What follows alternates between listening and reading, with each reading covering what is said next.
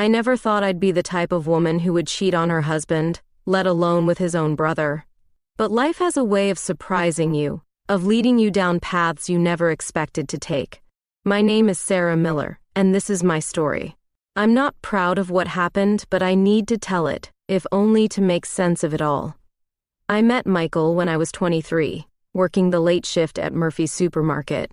He was a long-haul truck driver who'd stop by for supplies before his routes.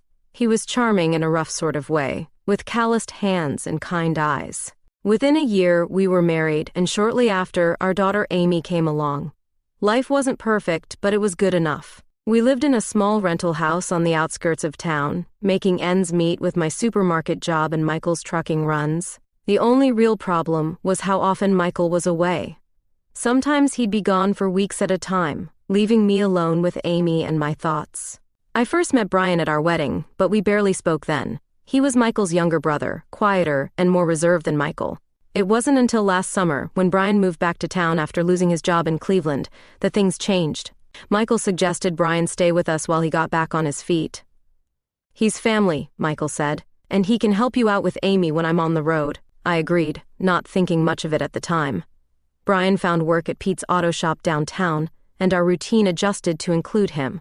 He'd play with Amy after work, fix things around the house, and keep me company during those long evenings when Michael was away.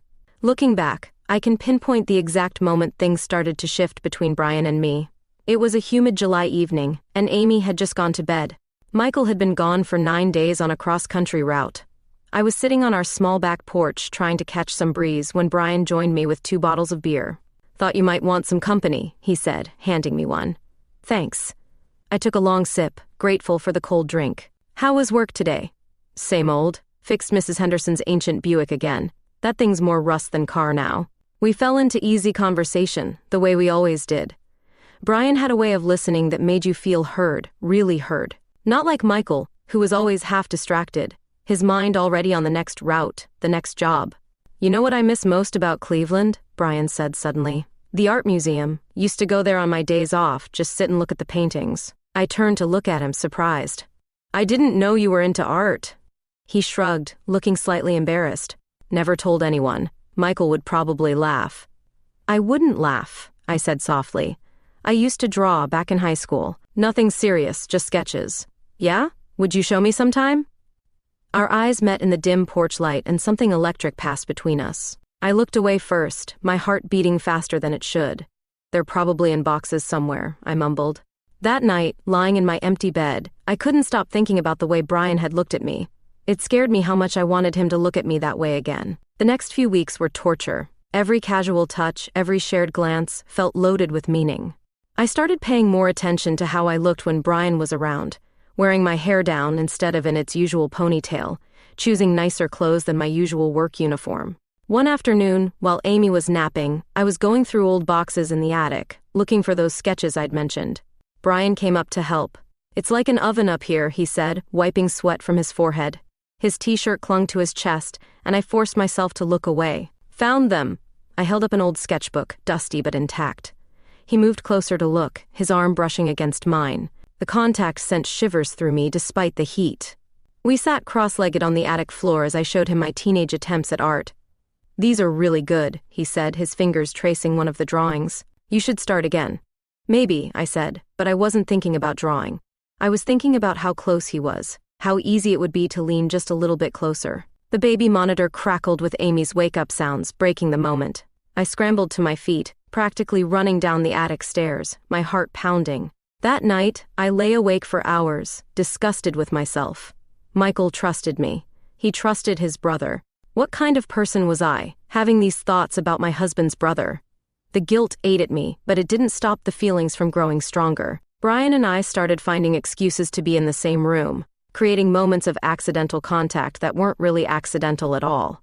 Our conversations grew longer, deeper, more intimate. One evening, about a month after the attic incident, everything changed. Michael was on day 12 of a 2-week haul, and Amy was staying overnight at my mother's. Brian and I had ordered pizza and were watching some forgettable movie on TV. "Want another beer?" I asked, getting up from the couch. "I'll help you," he said, following me to the kitchen. As I opened the fridge, I felt him behind me, close enough that I could feel his warmth. When I turned around, we were inches apart. Neither of us moved. "Sarah," he whispered, his voice rough, "we shouldn't." "I know." But I didn't step back. Instead, I found myself swaying slightly toward him. His hand came up to touch my face, so gentle it almost broke my heart. "Tell me to stop," he said. I should have. God knows I should have. Instead, I kissed him. Everything after that first kiss feels like a blur in my memory. His hands in my hair, my fingers gripping his shirt, the taste of beer and pizza and forbidden desire. We stumbled back against the counter, lost in each other. "Wait," I gasped, pushing him away slightly. "We can't. Not here." He stepped back immediately, running a hand through his hair. "I'm sorry. I shouldn't have." "Don't." I cut him off. "Don't say you're sorry unless you mean it." Our eyes met across the kitchen, and I saw my own struggle reflected in his face. Want warring with guilt, desire with loyalty. "I'm not sorry," he said finally, "and that makes me a terrible person." I laughed, though there was nothing funny about the situation. "Then, we're both terrible people." He crossed the kitchen in 2 steps and kissed me again, harder this time, desperately. We barely made it to his room in the basement, leaving a trail of clothes behind us. That first time was frenzied, urgent, like we were afraid one of us would come to our senses and stop it. His hands were everywhere, mapping my body like he wanted to memorize every inch. I discovered that he had a small tattoo on his hip, a detail I'd file away to obsess over later. Afterward, lying in his narrow bed, reality started to creep back in. I could see Michael's face in my mind, trusting and unaware. I thought about Amy, innocent of her mother's betrayal. "We can't do this again," I said, but even as the words left my mouth, I knew they were a lie. Brian's arm tightened around me. "Say that like you mean it." I turned to face him in the darkness. "What are we doing, Brian?" "Ruining everything," he answered honestly. "But I don't know how to stop wanting you." The next few weeks passed in a fever dream of stolen moments and secret touches. We were careful, so careful. But the thrill of almost getting caught became part of the addiction. A brush of hands while passing the salt at dinner, meaningful glances across the room, text messages deleted immediately after reading. When Michael was home, the guilt was overwhelming. He'd come back from his routes tired but happy, bringing small gifts for Amy and me, telling stories about the road. He'd kiss me hello, and I'd feel Brian's eyes on us, heavy with knowledge and desire. One particularly bad night, after Michael had fallen asleep, I crept down to the basement. Brian was awake, as if he'd been waiting for me. "We have to stop," I whispered, even as I moved into his arms. "This is killing me." "I know," he murmured against my hair, "but can you?" Instead of answering, I kissed him. We made love slowly that time, trying to memorize each other, both knowing we should end it, but unable to let go. The next morning, watching Michael make breakfast for Amy, my shame was almost unbearable. She sat in her booster seat, giggling as her daddy made pancakes in funny shapes, completely unaware that her mother and uncle were destroying her family one secret meeting at a time. Brian came upstairs, and Michael greeted him cheerfully. "Want some pancakes, little brother?" I couldn't watch them interact. I muttered something about being late for work and fled the house. At work, Betty, my colleague at the checkout, noticed something was off. "You okay, honey? You look like you haven't slept in days." "I'm fine," I lied, "just tired." But I wasn't fine. The weight of our secret was crushing me. Every time Michael touched me, I felt like a fraud. Every time Brian looked at me, I wanted to scream from the mixture of desire and self-loathing. Things came to a head one afternoon, when Michael unexpectedly came home early from a route. Brian and I were in the kitchen, standing too close, talking in low voices. We sprang apart when we heard his truck, but something in our guilty faces must have shown. Michael paused in the doorway, his eyes moving between us. For one terrible moment, I thought he knew, but he just smiled, dropping his duffel bag. "Surprise! Got done early. Where's my baby girl?" "Napping," I managed to say, my voice almost steady. Later that night, Michael held me close in bed. "I've been thinking," he said, "maybe I should look for local routes instead. Be home more." My heart stopped. "What about the money? The long-haul routes pay better."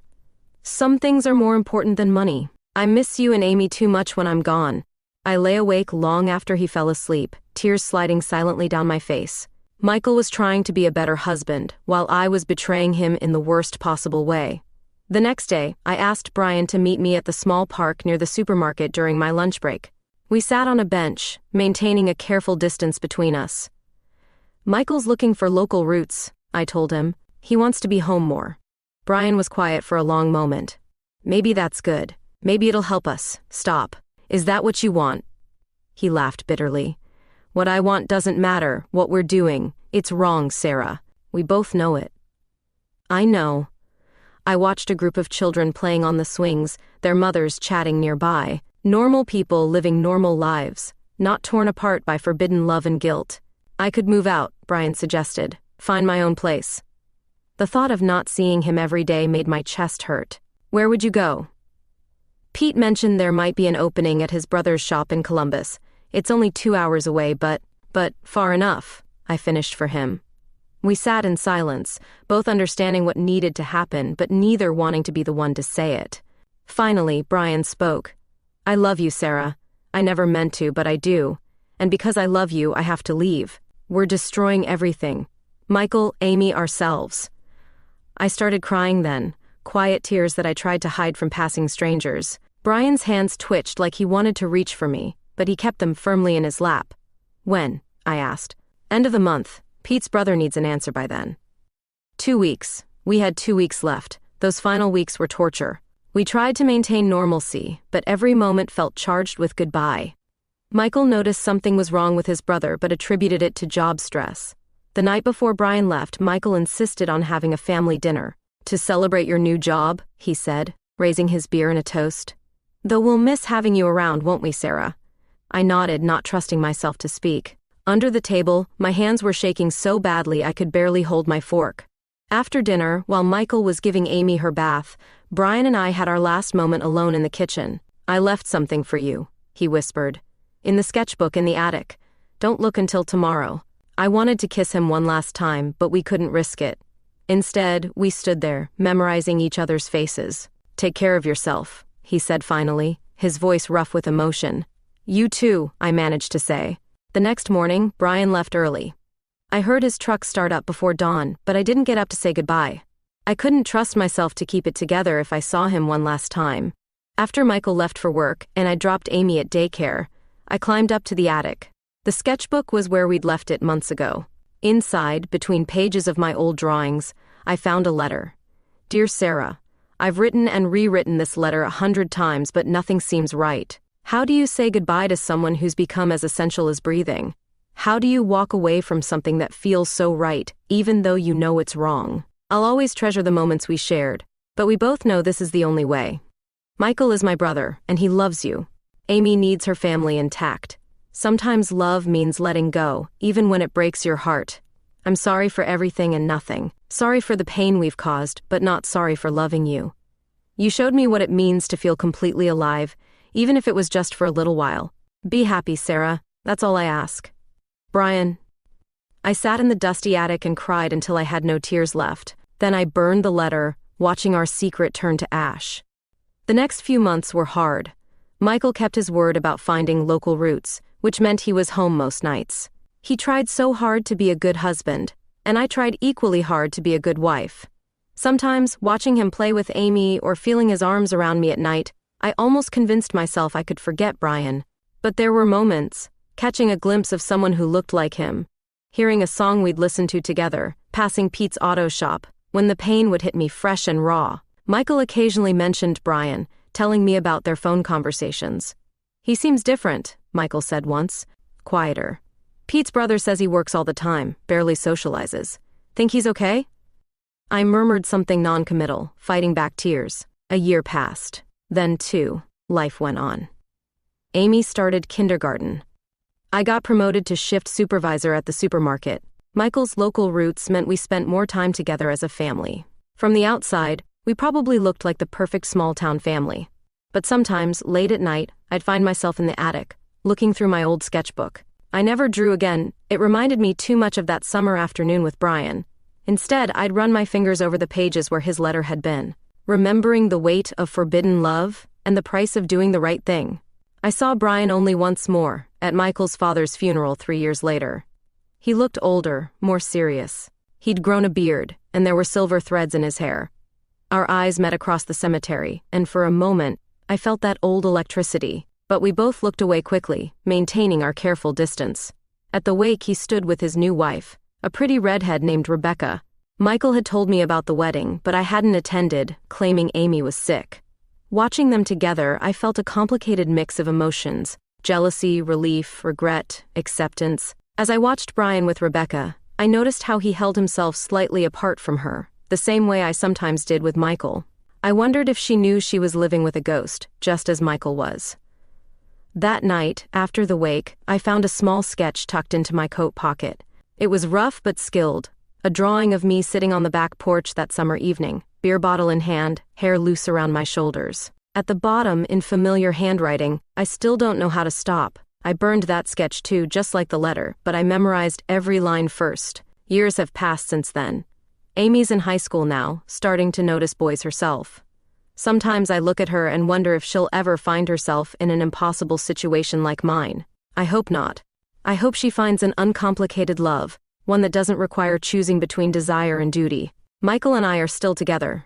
Our marriage isn't perfect, but it's good enough. We've built a life that's stable and comfortable, if not passionate. He's a good man, and I've learned to appreciate that more with time. Brian and Rebecca divorced after 2 years. He never remarried. Sometimes I hear bits about his life through Michael.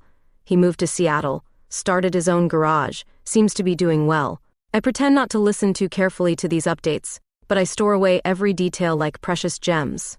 Looking back now, I wonder if we did the right thing. Was it braver to walk away, or would it have been braver to stay and face the consequences? I don't know. Maybe there are no right answers when it comes to matters of the heart. What I do know is this: somewhere between right and wrong, between love and duty, between desire and responsibility, we made our choice. We chose family over passion, obligation over love. Some might call it cowardice, others might call it integrity. I call it survival. Sometimes, on humid summer evenings like the one where it all began, I sit on my back porch with a beer. I close my eyes and let myself remember, just for a moment, what it felt like to be so completely, devastatingly in love. Then I open my eyes, go back inside to my family, and continue living the life we chose. Because that's what adults do. We make our choices and live with them, carrying our what-ifs silently in our hearts. And if sometimes, in the quiet hours before dawn, I wake up with tears on my face and his name on my lips, well, that's the price of doing the right thing.